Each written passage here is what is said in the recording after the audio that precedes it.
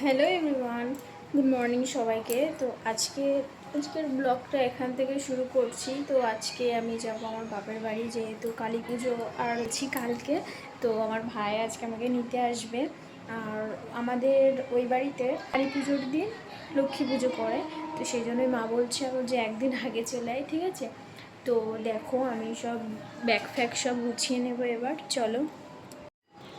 তো দেখো আমি সব জামা প্যান্ট সব গুছিয়ে নেবো এবার, যেহেতু আমাকে নিতে আসবে আমার ভাই।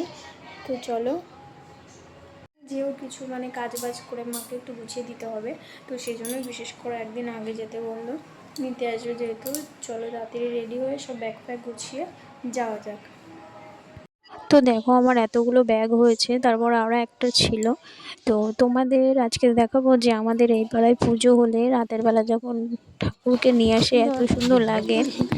দেখো কথা বলতে বলতে আমার ভাইও চলে আসলো আমাকে নিতে। দেখো এতগুলো ব্যাডিং,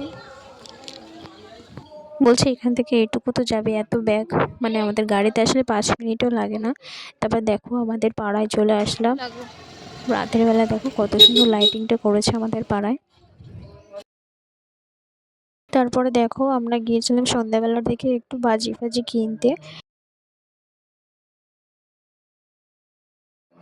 তো আমাদের কালী পুজোর সময় প্রত্যেকের বাড়িতে কি সুন্দর লাইট জ্বালে, এত সুন্দর লাগে দেখতে, পুরো চারিদিক রঙিন রঙিন হয়ে যায়।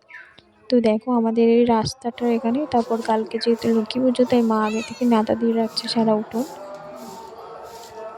হ্যাপি দিওয়ালি সবাইকে, সবাই পুজোটা খুব সুন্দর কাটুক। তো দেখো আমাদের সবাই ঠাকুর নিয়ে চলে এসছে, খুবই সুন্দর হয়েছে মায়ের মুখটা।